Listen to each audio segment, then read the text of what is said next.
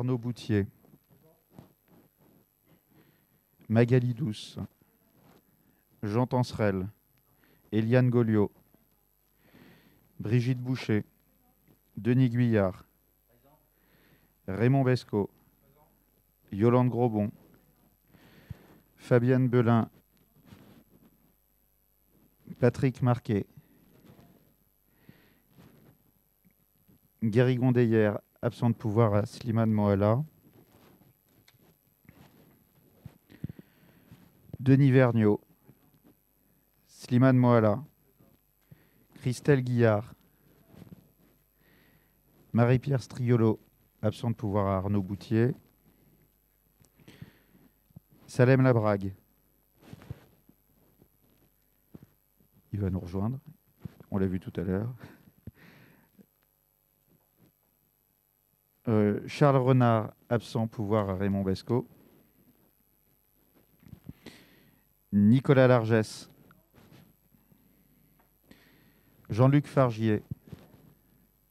Thérèse Malem. Lionel Lindemann.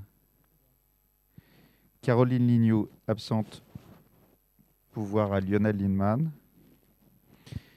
Isabelle Salomé. Le quorum est atteint. Nous allons donc pouvoir débuter cette séance.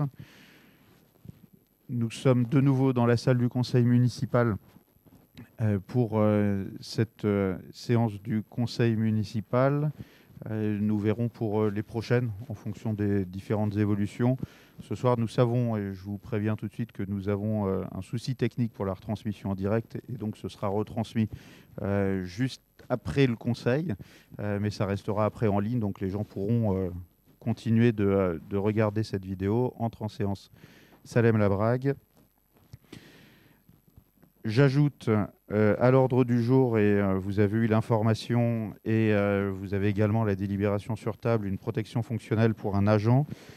Donc cette délibération passera à la fin de l'ordre du jour. Et puis j'ai aussi eu une demande d'information de la part de Lionel Lindemann, et donc je donnerai l'ensemble de ces informations également après donc cette délibération de protection fonctionnelle. Je vous propose de choisir, de désigner une ou un secrétaire de séance. Qui accepterait d'être secrétaire de séance pour aujourd'hui?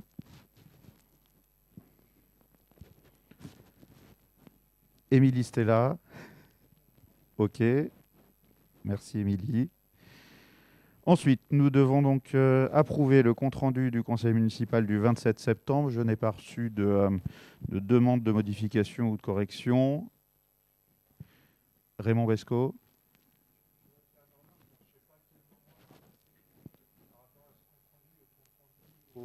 Au contenu des échanges qui ont eu lieu pour faire une rapide mise au point. Je peux y aller? Vas-y. D'accord. Alors, voilà, prenez le micro à chaque fois. Pour les collègues qui sont sur les tables individuelles, vous avez les micros qui sont à côté, donc ça demandera un petit peu de manutention, mais on le fera comme ça. Numéro 13. Alors, je regrette que Mme Lignoux soit absente, et on a échangé ensemble et je lui ai dit que j'allais intervenir par rapport à son intervention au précédent conseil, où chacun se rappelle qu'elle avait fait une intervention sur l'état de délabrement de l'école Francis James, et en nous disant vous verrez cet hiver, quand il va pleuvoir, il y aura des fuites partout. Et c'est joli dehors, mais dedans, c'est tout cassé. Donc, je m'attendais à voir des élèves avec des gondoles dans l'école. Bon, plus sérieusement, on est allé dès le lendemain matin avec les services techniques. On a mobilisé un peu de monde quand même pour aller voir si vraiment il se passait quelque chose qui nous aurait échappé. Donc, je vous rassure, tout va bien, l'école est en bon état, il n'y a pas de fuite et elle n'est pas en état de délabrement. Voilà.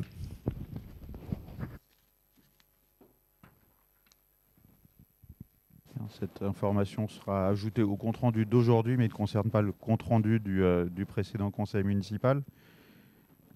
Et Thérèse Malem souhaite intervenir.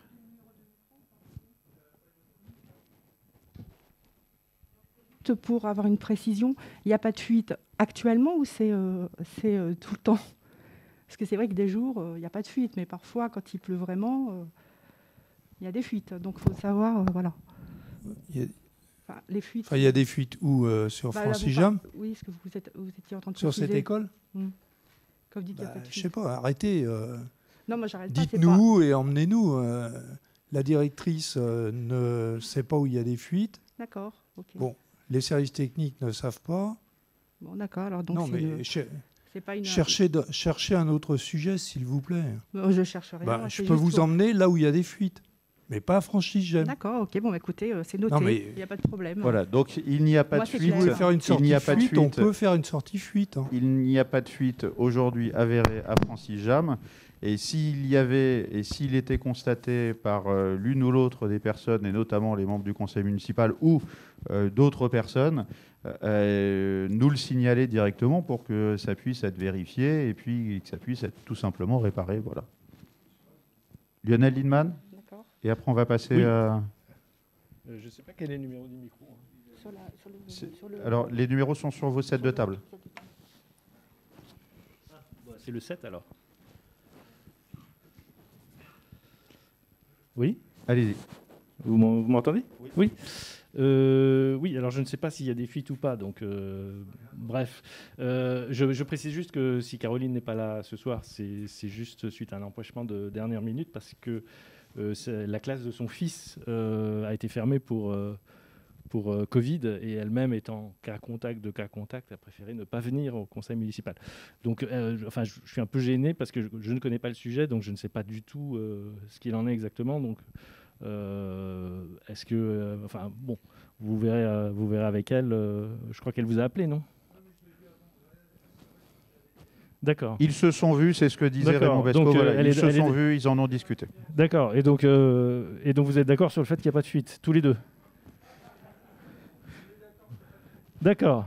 Bon, donc il faut chercher des fuites ailleurs, c'est ça que... D'accord, très bien. Voilà, donc Parfait. Nous passons maintenant à l'approbation de ce compte-rendu. Y a-t-il des oppositions? Les abstentions? Unanimité? Merci. On passe ensuite donc au premier point de cet ordre du jour, qui est le contrat de relance et de transition écologique avec l'État et les communes de Saint-Quentin-en-Yvelines.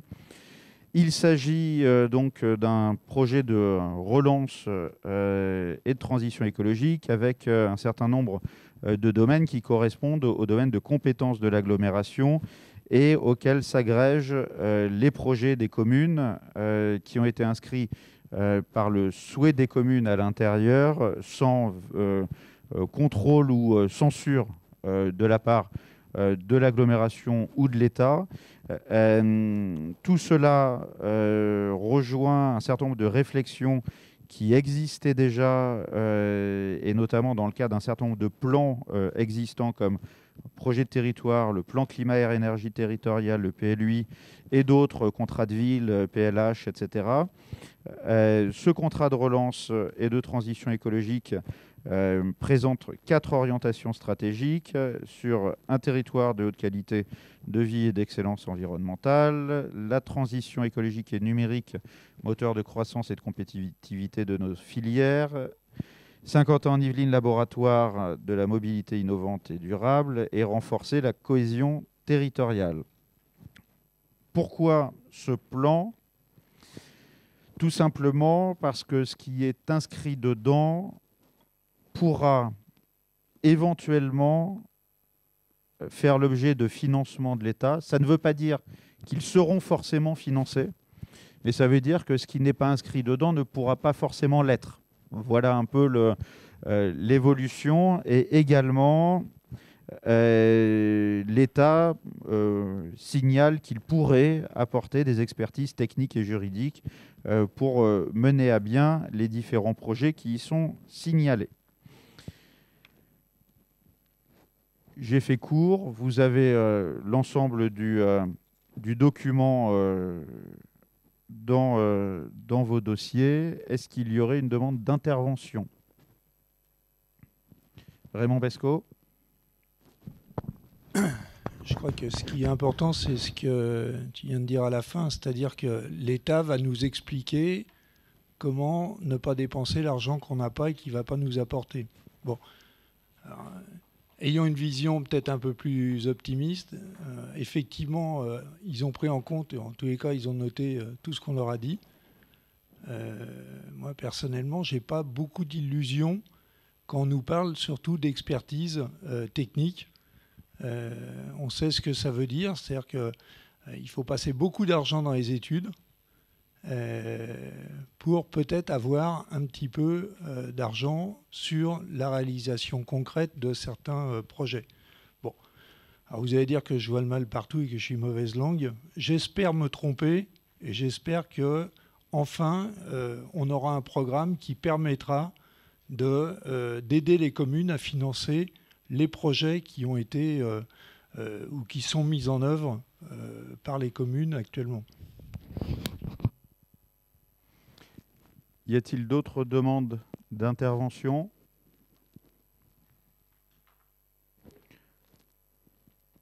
Je vous propose donc de passer au vote. Qui est contre? Qui s'abstient? Refus de vote. Une abstention, Brigitte Boucher. Refus de vote. Je vous remercie. Ensuite, en ressources humaines, une délibération qui concerne la prime de fin d'année et son intégration dans le RIFSEP. Alors, ce dossier vient du Trésor public qui demande à la commune de revoir le dispositif juridique de versement de cette prime, ce que nous devons faire pour pouvoir permettre la continuité de versement de cette prime, puisque une délibération qui date de 1983 n'est pas considérée comme conforme pour pouvoir faire cette continuité de versement.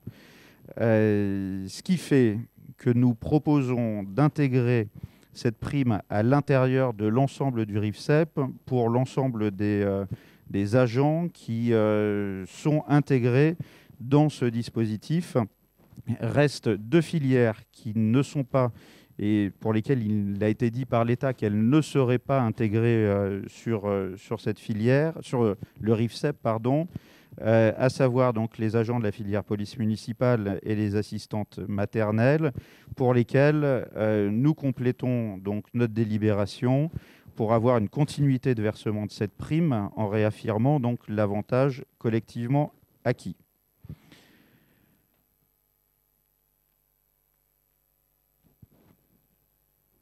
L'objectif étant pour nous, évidemment, la poursuite et la continuité de versement de cet acquis, et nous trouvons la possibilité pour pouvoir le faire. Reste spécifiquement la question des vacataires qui n'entrent pas dans ces champs-là, mais pour lesquels nous avons aujourd'hui la mise en place, à partir de cette année, de la prime de précarité qui compensera le non-versement de cette prime du 13e mois qu'ils avaient auparavant. Et c'est même un petit peu plus, puisqu'on arrive à 10% des revenus, alors que la prime de fin d'année arrivait sur un 12e. Y a-t-il des remarques ou des questions? Lionel Lindemann. Oui, alors c'est un sujet assez technique, je dois dire. Oui. D'ailleurs, je suis renseigné auprès d'amis DRH dans d'autres collectivités pour bien comprendre tout ce dont il retournait. Alors, il revient à mes oreilles qu'un certain nombre d'agents étaient ou sont encore, je ne sais pas, un petit peu inquiets par rapport à ces changements. Vous avez l'air de dire que en fait, ça ne change rien. C'est-à-dire que c'est purement de la forme. Vous pouvez vous confirmer que c'est ce qui va se passer précisément? L'ensemble des agents le verront au versement du salaire à la fin du mois, puisque c'est versé traditionnellement sur 2 fois dans l'année. Et donc, il y aura bien la ligne avec la prime de fin d'année pour la fin du mois de novembre. D'accord. Donc, et la suite. Et des nouveaux agents qui pourraient être embauchés derrière, oui, puisque c'est ce que nous votons ce soir, c'est-à-dire que la délibération fera foi pour l'ensemble de la suite. D'accord, donc quels que soient les agents, il y aura, c'est purement technique et au final, concrètement pour les agents, il n'y aura pas de changement. Le seul risque serait de ne pas prendre cette délibération D'accord, oui, non, qui ça, ferait que le évidemment. Trésor public pourrait Oui, oui. refuser en fait les versements. D'accord. Très bien, merci beaucoup. Y a-t-il d'autres remarques ou questions? Je vous propose donc de passer au vote. Qui est contre? Qui s'abstient? Refus de vote? Unanimité, je vous remercie. Nous passons ensuite au tableau des effectifs filière animation.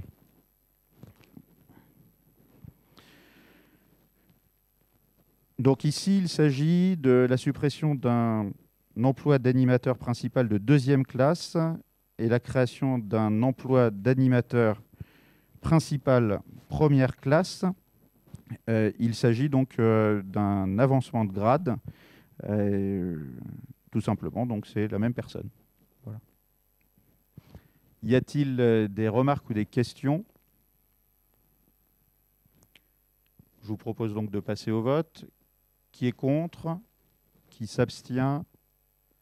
Refus de vote? Unanimité, merci. Je laisse maintenant la parole à Tristan Jacques concernant la centrale d'achat de la région Île-de-France.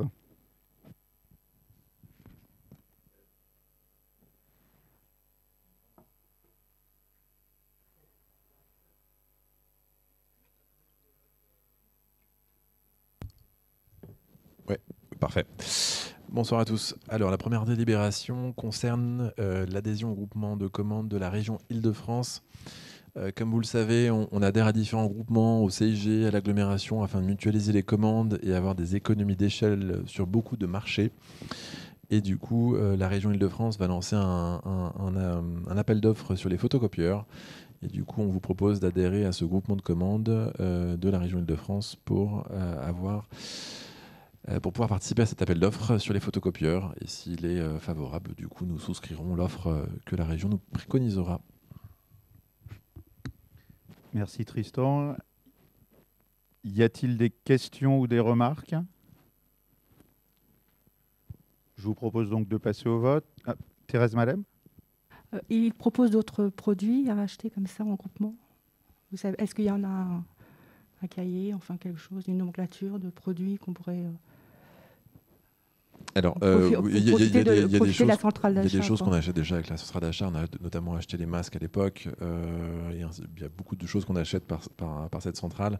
Mais après, dès qu'il y a des opportunités de passer sur des marchés avec eux, on analyse ces points-là au cas par cas avec la région, avec le CIG ou avec l'agglomération. Ouais, tout à fait. Donc ça ne passera pas forcément à chaque fois en délibération quand vous passez par la centrale? Il y a des centrales d'achat et centrales appel d'offres. Pour moi, je pense qu'on doit passer à chaque fois sur l'appel d'offres. Non, on n'adhère qu'une fois. Bon, on n'adhère qu'une fois. Si on passe par la centrale d'achat, c'est pour éviter de passer par un appel d'offres traité par la commune. En fait, c'est des prix qu'on négocie à la région, notamment sur tout ce qui était masques, gants et plexi. Et là, du coup, on a pu acheter directement, en l'occurrence, et le gel aussi hydroalcoolique.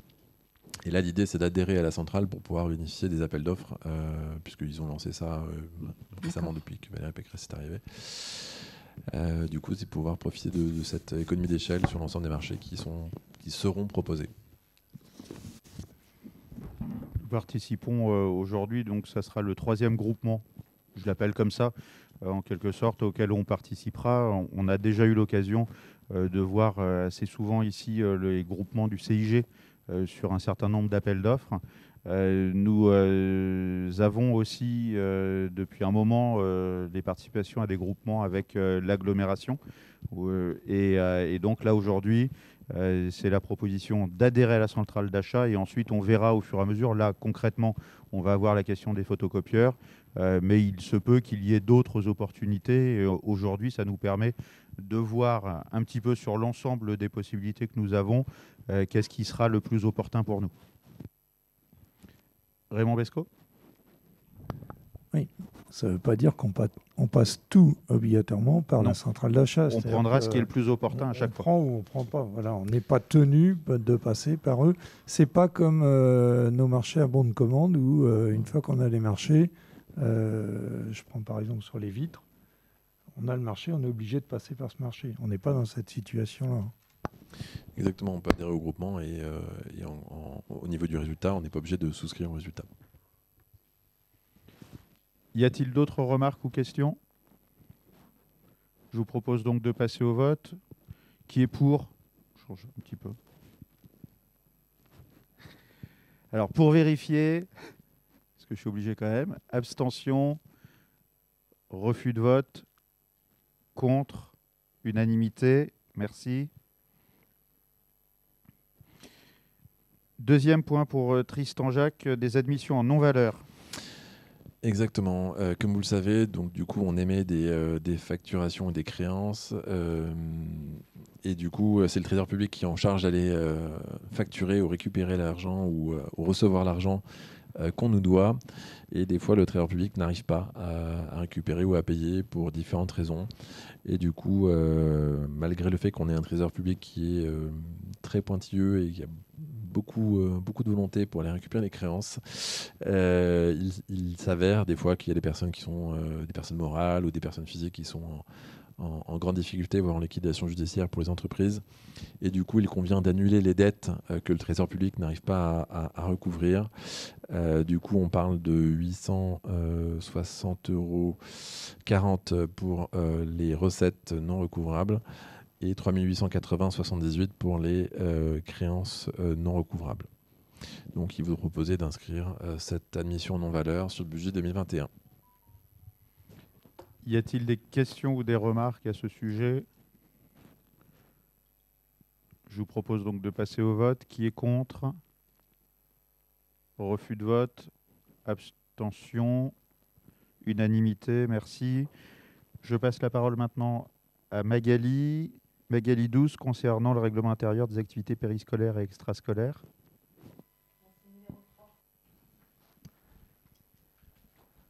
Oui, ça marche. Bonsoir à tous. Donc, il s'agit d'un avenant au règlement intérieur des activités périscolaires et extrascolaires. Jusqu'à présent, les centres accueillaient fort peu souvent des enfants en inscription occasionnelle. Et quand il y avait des... Enfin, en fait, ce n'était pas des inscriptions en occasionnelle, c'était des enfants qui... dans un cas d'urgence, étaient accueillis au centre de loisirs. Et jusqu'à présent, ça ne posait pas de souci. Ils étaient tous accueillis. Avec le nouveau tarif en vigueur, avec les nouveaux modes de comportement en fait, d'utilisation de nos services à l'accueil périscolaire, on s'est rendu compte depuis le mois de janvier qu'il y avait beaucoup d'enfants en occasionnel. La peur, c'est qu'il y ait trop d'enfants en occasionnel et qu'en face, on n'ait pas la possibilité d'avoir un animateur en nombre suffisant pour pouvoir les accueillir. Donc, en fait, cet avenant, il a pour objectif de faire la distinction entre les urgences, c'est-à-dire l'impossibilité pour les parents de prévoir qu'ils vont avoir besoin des services de la ville. On pense à une maman qui va accoucher, par exemple, et les occasionnels, c'est-à-dire des parents qui ont besoin des services de la ville, mais qui peuvent quand même un petit peu l'anticiper. Voilà. Et donc, cet avenant a pour objectif de faire cette distinction entre les urgences et les inscriptions occasionnelles. Merci Magali. Y a-t-il des questions ou des remarques? Lionel Lindemann. Oui, parfait, ça marche. Concrètement, comment vous allez faire? Vous allez demander des justificatifs, enfin, concernant les urgences? Ouais. Non, en fait, les familles sont soit connues si c'est une maman qui est enceinte, par exemple, ou... il n'y a pas de volonté de demander. Quand c'est une urgence, on répond à un besoin de la famille et jusqu'à présent, il n'y a pas de... Mais vous disiez en préambule que vous aviez un problème... Non, pour les occasionnels. Donc aujourd'hui, les parents vont s'inscrire en fait sur le portail famille en anticipant le fait de s'inscrire de façon occasionnelle, c'est-à-dire sur un mercredi ou sur un périscolaire du soir. Aujourd'hui, il y a une souplesse dans nos inscriptions. Quand avant, il fallait s'inscrire très longtemps à l'avance, ça pouvait poser souci. Aujourd'hui, c'est plus le cas. Les parents peuvent s'inscrire dans un délai beaucoup plus court. D'accord. Voilà. Donc, Y a-t-il d'autres questions ou remarques? Thérèse On Malem? pourrait dire qu'en urgence, place d'urgence, c'est quoi? C'est une place. On peut pas. Ça serait malheureux qu'il y ait plusieurs demandes. non. Si Enfin, ça peut arriver, quoi. oui, ça peut arriver. Ça peut arriver, mais bon. Voilà. Mais vous êtes en capacité de prendre au moins une personne, un enfant. Enfin, oui, bien voilà. sûr. Bien sûr. L'objectif, c'est de pouvoir répondre à un besoin vraiment exceptionnel. Hein. Voilà. Sans justificatif au moment où le problème se pose. Je pose la question parce qu'on a tendance dans ce pays à chaque fois de demander des justificatifs pour tout. Donc, non, en fait, on a juste constaté qu'il y avait plus d'enfants qui venaient s'inscrire en occasionnel parce que le nouveau tarif le permet, qu'il n'y a pas une grande différence entre l'inscription, enfin le tarif d'une inscription occasionnelle et que des parents qui ont vu leur mode de travail changer dans le cadre de cette crise sanitaire ont la possibilité comme ça d'inscrire leurs enfants soit le matin, soit le soir ou simplement au moment où ils en ont besoin. Et comme il n'y a pas une très grande différence de tarifs, on a commencé à voir quelques enfants arriver en nombre plus important. Voilà. Mais l'objectif de cet avenant, c'est de prévenir ce qui pourrait arriver, c'est-à-dire un jour se retrouver avec 10 enfants, ça ne s'est pas trouvé, mais 10 enfants, et 10 enfants, ça supposerait quand même un personnel en nombre supplémentaire. Il faut être inscrit, tout simplement. Oui. Voilà. Y a-t-il d'autres remarques ou questions? Je vous propose donc de passer au vote. Qui est contre? Abstention? Refus de vote? Unanimité, merci. Autre délibération qui concerne une proposition de motion pour le site AgroParisTech au château de Thiverval et du château de Thiverval-Grignon. Depuis cette délibération et ce qui a été envoyé, il y a eu d'autres nouvelles qui sont arrivées de la part de la préfecture qui signalent que l'ensemble du dossier est reporté à l'année prochaine avec une demande à la commune et aux collectivités de manière générale de proposer un projet pour voir s'il pourrait être accepté. Ce qui ne retire en rien finalement la problématique de ce dossier qui est une vente à un promoteur de l'ensemble de ce patrimoine, alors même que nous avons un enjeu en termes d'alimentation, de transition écologique, de transformation et d'innovation dans le cadre de l'agriculture. L'ensemble de ce site est un site exceptionnel, au-delà de l'aspect patrimonial, un site largement utilisable pour pouvoir répondre à ces objectifs. C'est ce qu'ont mené la commune de Thiverval-Grignon, mais aussi l'ensemble des intercommunalités du département, des associations, mais aussi des étudiants et chercheurs d'AgroParisTech. Aujourd'hui, ce que nous proposons donc, comme l'ont fait et le feront d'autres communes du département, voire d'ailleurs, d'apporter donc notre soutien à la ville de Thiverval-Grignon pour pouvoir protéger ce site remarquable et ses espaces naturels, tout simplement en votant cette motion. Voilà. Y a-t-il des questions ou des remarques? Lionel Lindemann? Oui, alors déjà, je ne conteste pas la légitimité de tout ce que vous dites. C'est juste que j'ai quand même du mal à comprendre en quoi ça concerne réellement les affaires de la commune. Alors, contrairement à la dernière fois, cette fois-ci, c'est juste un vœu, enfin, c'est juste une motion. Par ailleurs, les informations qui sont données dans la délibération sont très minces. Et moi, je ne connais pas le dossier, donc je ne sais absolument pas de quoi il retourne. Donc, j'aurais du mal à voter pour, contre. J'aime pas ça du tout, mais je pense que je ne prendrai pas part au vote parce que les informations qui sont données dans la délibération sont bien trop parcellaires pour que je puisse avoir une position informée sur le sujet. très honnêtement, je ne comprends pas très bien pourquoi... Enfin, c'est un sujet légitime, mais il y a plein de sujets légitimes qui concernent d'autres communes, donc je ne sais pas pourquoi ce sujet-là est mis à l'ordre du jour du conseil municipal de Magny. Donc si vous pouviez nous éclairer là-dessus, c'est en quoi notre commune est directement concernée par le sujet. Et par ailleurs, est-ce qu'il sera possible d'avoir des informations plus détaillées, parce que pour l'instant, c'est une prise de position. Dans la délibération, vous affirmez qu'il y a un projet immobilier, etc. C'est vraiment un sujet que je ne connais pas, mais qui concerne, à mon sens, pas vraiment la commune. Voilà, merci. Alors, Raymond Bescot. Alors, on est concerné, premièrement, parce que c'est un bien commun et que c'est un scandale financier. Donc, voilà, mais tout le monde ne peut pas tout savoir sur tout. Voilà.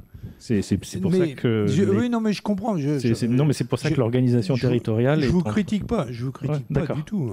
C'est pas mon genre. Et non. Non, vraiment pas. On travaille très régulièrement avec les élèves d'AgroParisTech qui viennent très régulièrement sur la commune avec leurs enseignants.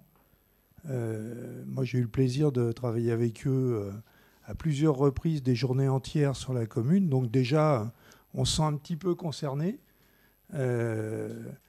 Deuxièmement, on voit passer des dossiers qui concernent AgroParisTech sur l'aménagement du plateau de Saclay, parce qu'accessoirement, il y a un déménagement de l'école sur le plateau de Saclay. Et je vous invite à regarder les surfaces qui sont réservées maintenant pour les élèves d'AgroParisTech. C'est absolument ridicule, c'est scandaleux. C'est à l'image de ce qui se passe sur l'aménagement du plateau de Saclay. Je pourrais vous parler de la ligne 18, mais je ne le ferai pas. Voilà. Non, je ne le ferai pas. Et donc, on est effectivement tous concernés par ce dossier, d'autant plus que nos collègues des communes concernées nous ont aussi appelé au secours sur cette question-là en disant on a besoin de l'aide de tout le monde pour que l'État ne brade pas ce bien-là. Il y a un projet qui a été déposé, un projet collectif qui tient la route sur l'avenir de ce bien-là. Je vais faire un parallèle. Demain, l'État décide de vendre Port-Royal pour en faire une maison de passe, par exemple.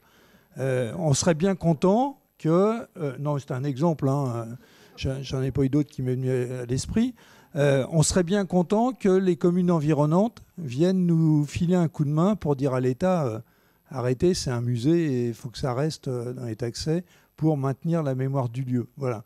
On est exactement dans cette situation. Après, je ne cherche pas à vous convaincre. Prenez le temps de regarder un peu sur Internet ce qu'il y a et vous verrez que ce qu'on a mis dans la délibération est quelque chose de mesuré et qui présente le fond du problème de manière très, très mesurée. Hein. On n'est pas en train d'organiser une manifestation pour l'instant, bien qu'un certain nombre d'entre nous y soient allés pour empêcher ce projet. Y a-t-il d'autres demandes d'intervention? Thérèse Mallet. Ouais. Est-ce que vous savez, l'ensemble des communes de l'agglomération votent cette motion où nous sommes... je ne sais pas si vous le savez. Alors, on n'est pas les seuls. Plaisir a déjà voté, puisque c'est une partie c'est en partie le texte, en fait. C'est pas vraiment chez eux, mais c'est une autre commune. Mais le texte vient et est quasiment identique pour l'ensemble. Hein. Des communes qui interviennent. Il me semble que Villepro également. Alors, il y en a d'autres, mais et c'est encore en cours, puisque voilà, nous, on le propose ce soir. Voilà, il y a une solidarité. Alors, je réponds un peu, mais Raymond l'a fait également. Il y a une question de solidarité entre communes et la commune de Thiverval-Grignon appelle l'ensemble des autres collectivités qui l'entourent à la soutenir dans ce dossier. Et également une solidarité vis-à-vis des enseignants, des étudiants que nous recevons en effet régulièrement ici à Magny-les-Hameaux et principalement à la ferme de la Closeraie, par exemple. Il y a 10 jours, je recevais les étudiants de l'École nationale du paysage et d'AgroParisTech dans le cadre de leurs études et notamment d'un certain nombre de recherches sur le paysage agricole et la transformation de nos paysages par les fermes et par la transformation agricole qui s'opère. Et ils sont venus prendre l'exemple sur la ferme de la Closeraie. Ils vont y étudier pendant quelques mois pour pouvoir rendre à leurs enseignants un certain nombre même de préconisations qui pourraient éventuellement nous aider dans le paysagement de l'ensemble et pourquoi pas dans les plantations de haies, etc. Et puis, il y a un troisième aspect dont on ne peut pas être déconnecté en tant que collectivité, c'est l'aspect de la transformation de l'agriculture, de la question de l'alimentation locale. Et l'alimentation locale par rapport à nos restaurations collectives. Actuellement, je porte au niveau de l'agglomération une étude sur le lien entre la production locale et nos restaurations collectives de manière générale. C'est un dossier important dans le cadre duquel AgroParisTech, les enseignants-chercheurs et les étudiants travaillent également, et ce seront les personnes qui seront prochainement aux manettes d'un certain nombre d'entreprises ou d'institutions pour accompagner les collectivités dans ce cadre-là. Donc on ne peut pas perdre ce fonctionnement important. On peut tout entendre sur l'adéquation des locaux, etc., par rapport à des études.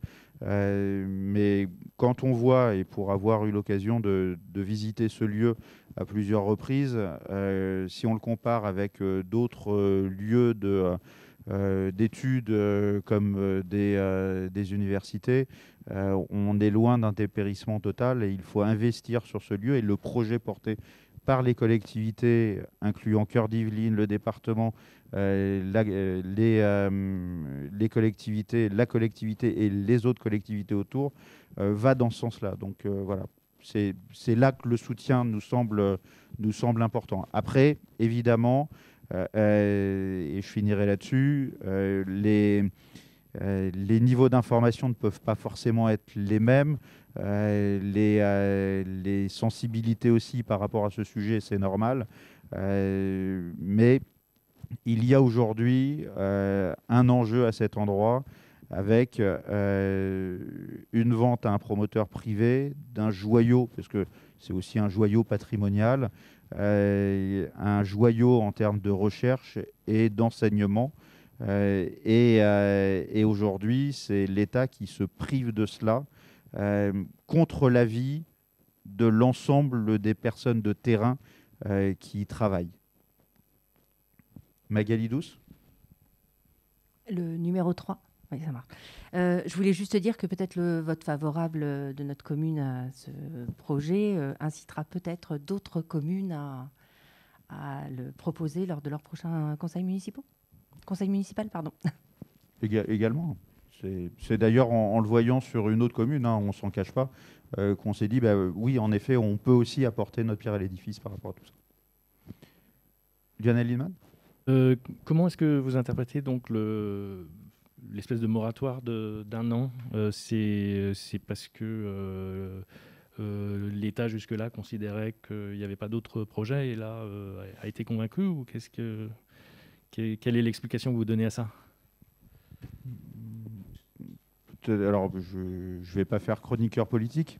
Non, mais quand on lit votre délibération, l'État veut faire un il y a projet quelques semaines, il y a quelques semaines, l'État a annoncé qu'il se donnait jusqu'à la fin de cette année pour pouvoir décider.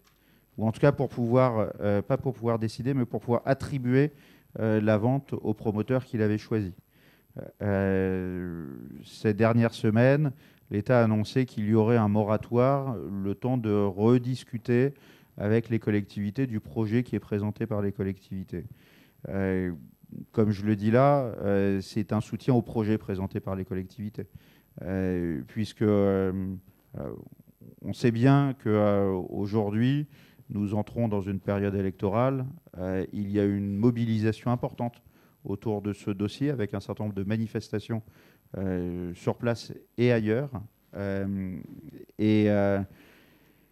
Il y a peut-être une volonté d'apaiser un petit peu les choses dans la période. Mais je ne ferai pas de chronique politique. Voilà. Raymond Bescot ? Oui, moi non plus. Non, vraiment pas. Il y a effectivement la mobilisation.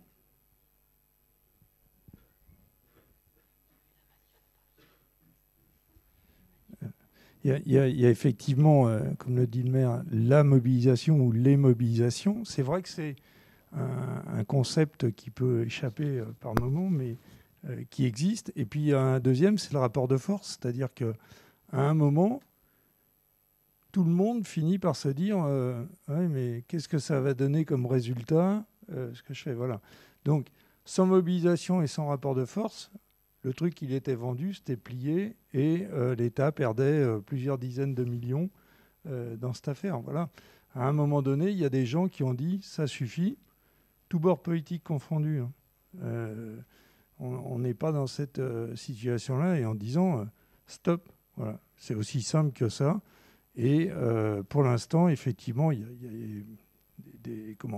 des élections en perspective. La crainte, c'est toujours la même chose, c'est de dire on calme le jeu et on revient avec le même projet dans 1 an ou 1 an et demi. Donc il va falloir être extrêmement attentif à ce qui va se passer autour de ce dossier. Mais il y a d'autres dossiers où l'État a reculé, hein, Notre-Dame-des-Landes, bon voilà. Mobilisation, rapport de force, il y a un recul de l'État. Hein. Je dois aussi signaler, puis je vais vous laisser intervenir Jean-Luc, je dois aussi signaler que dans le mode de fonctionnement logique, l'État a oublié dans les ordres de priorité la commune par rapport à la vente de ce bien. Donc forcément, aujourd'hui, ça les a obligés à reculer un petit peu. Mais à un moment, il faut être très attentif au fait que le dossier ne revienne pas en effet de la même façon. C'était des éléments juridiques qui ont fait mettre en place ce moratoire à la base. Jean-Luc ? Jean-Luc Fargier. Moi, je voterai la motion, hein, mais je voulais savoir s'il y avait un projet alternatif et puis lequel. Il y a un projet qui est présenté depuis le début, qui faisait partie des projets d'ailleurs qui étaient signalés, porté donc par la communauté de communes Cœur d'Yvelines, par l'ensemble des collectivités, par la commune, par l'association patrimoniale d'AgroParisTech, par des enseignants, des chercheurs, des étudiants du secteur. Et c'est la mise en place d'un projet, je cite, qui est un centre international dédié à l'agriculture, l'alimentation et l'environnement, avec à l'intérieur un pôle d'excellence rurale, des laboratoires, des start-up, alors ce qu'on appelle des incubateurs, voilà, sur des questions qui sont liées à l'agriculture, l'alimentation, l'environnement. Et également une ouverture aussi au public de l'ensemble du domaine, et notamment avec la mise en place avec le département des Yvelines de la reprise des espaces naturels sensibles du site. Donc on a un projet aujourd'hui d'ensemble qui existe, qui a été plusieurs fois présenté et qui n'a pas été pris en compte jusqu'à présent au niveau de l'État.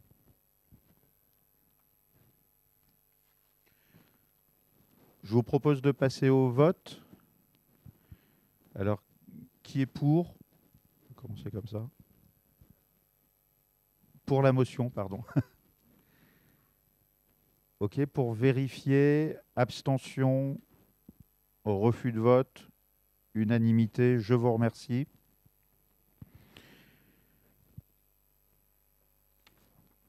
Ensuite, nous passons donc à la délibération que j'ai ajoutée sur table. Donc, elle concerne un agent de police municipale donc, qui a été victime d'une attaque contre son logement de fonction et son véhicule personnel la semaine dernière. Dans ce cadre-là, donc, l'agent a porté plainte auprès de la gendarmerie, évidemment. La commune également, puisqu'il s'agit d'un logement appartenant à la commune.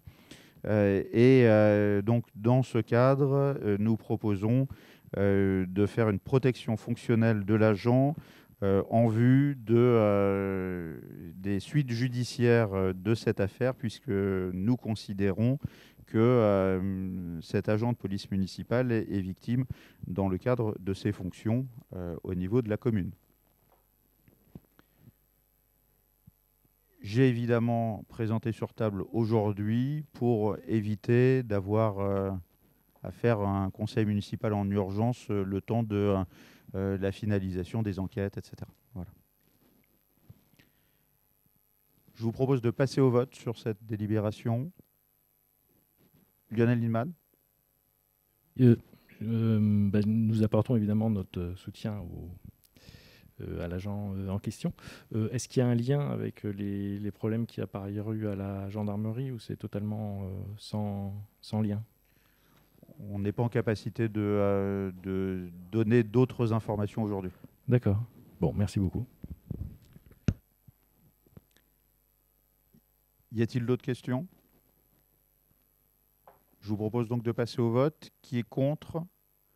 Abstention ? Refus de vote ? Unanimité, merci.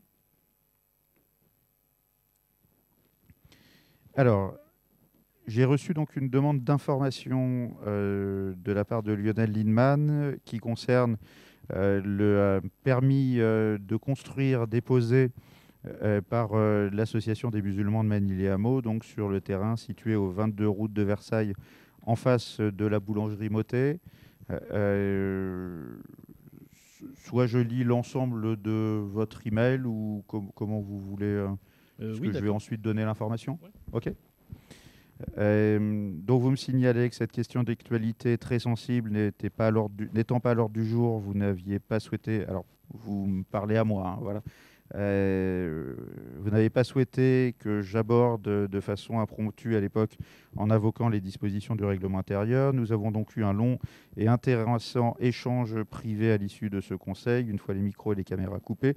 Je regrette que cet échange n'ait pas été public. Cela aurait permis aux Manicois de disposer d'informations fiables plutôt que le bouche à oreille et les rumeurs qui circulent depuis lors. Et c'est au final dans la presse et non dans cette enceinte que le sujet a été abordé un mois plus tard dans un article de 78 Actu.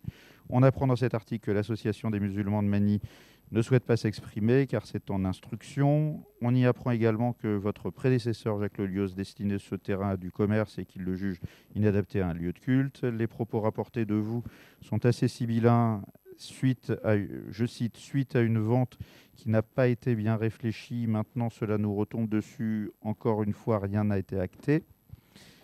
À la lumière de nos échanges privés il y a 2 mois, je pense comprendre comment les interpréter, mais je doute qu'ils apportent la clarté requise à tous ceux qui se questionnent et qui ont entendu des choses sur le sujet. Si nous voulons éviter les incompréhensions, les fantasmes puis les fractures parmi les Manicois, la plus grande clarté doit être faite autour de ce projet de centre cultuel et culturel.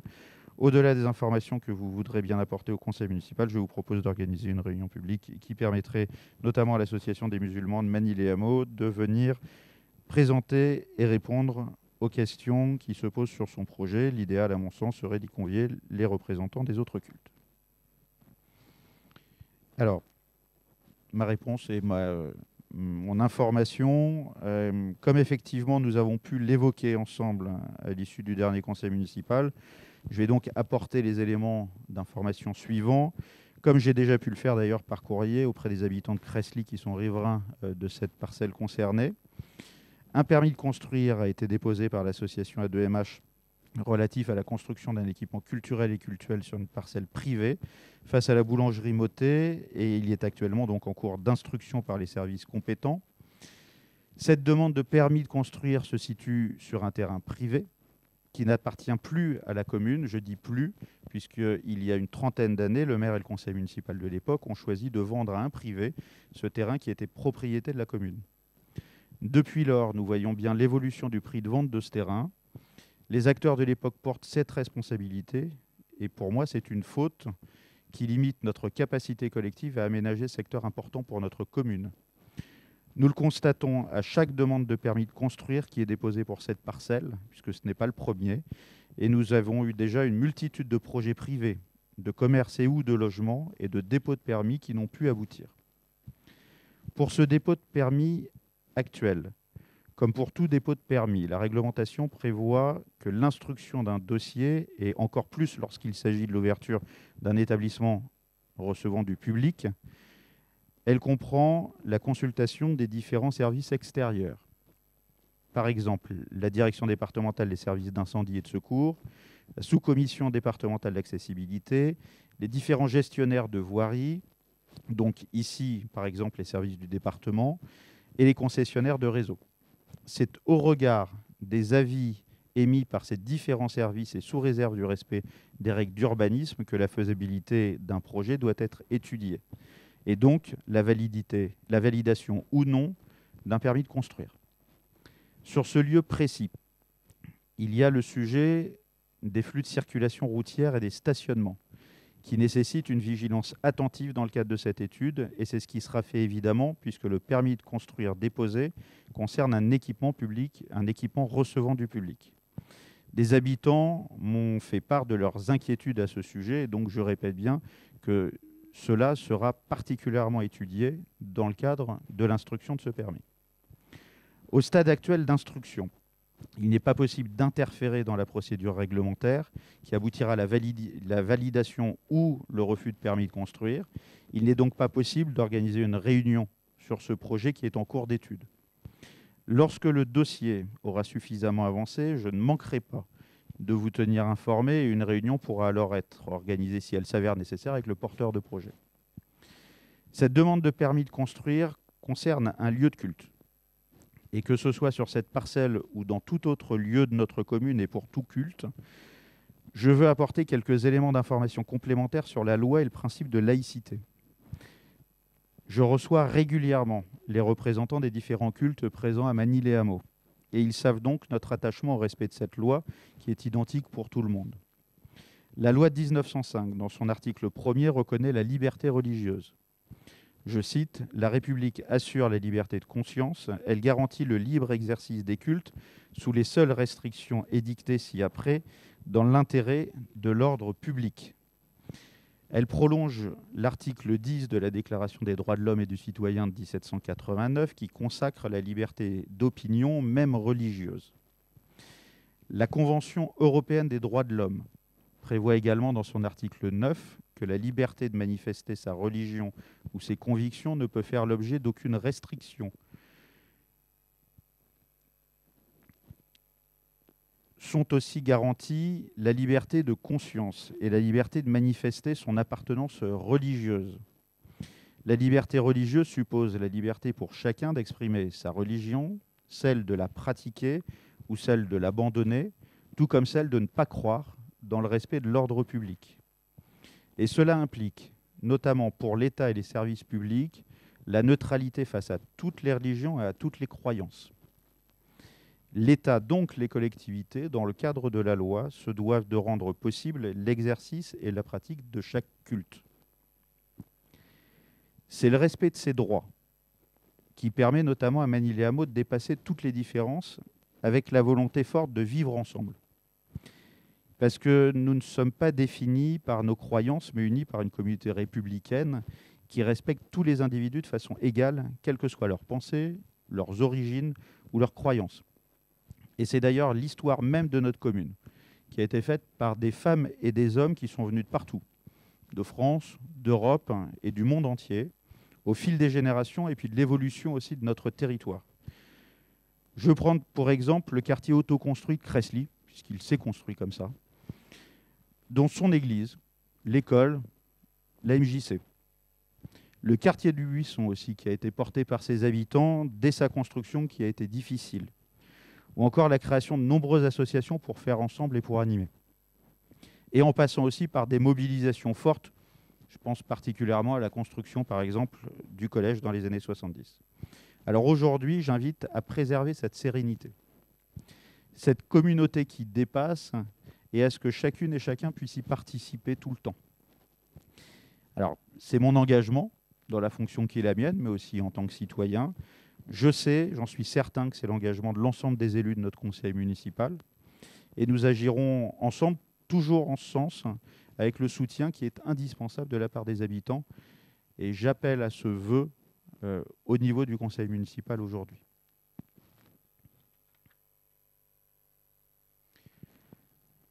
Nous avons maintenant la liste des décisions prises récemment. Je ne sais pas s'il y a des questions à ce sujet. Lionel Lindemann. Oui, j'ai vu qu'il y avait une modification sur la régie, c'est quoi, générale, de l'administration générale, c'est ça? L'acte constitutif de la régie oui. de recettes. Est-ce qu'on, en quelques mots, de quoi il s'agit? J'imagine que c'est juste quelque chose de très technique, mais ne sachant pas de quoi il s'agit, je voulais poser la question. Alors c'est très technique, donc j'attends j'attends l'élément technique. Je crois savoir de quoi il s'agit, mais oui.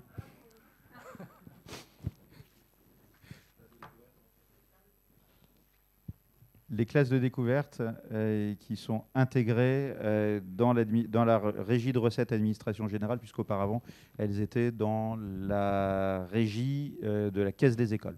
Voilà. D'accord, c'est juste une réaffectation. Voilà. D'accord. Merci beaucoup.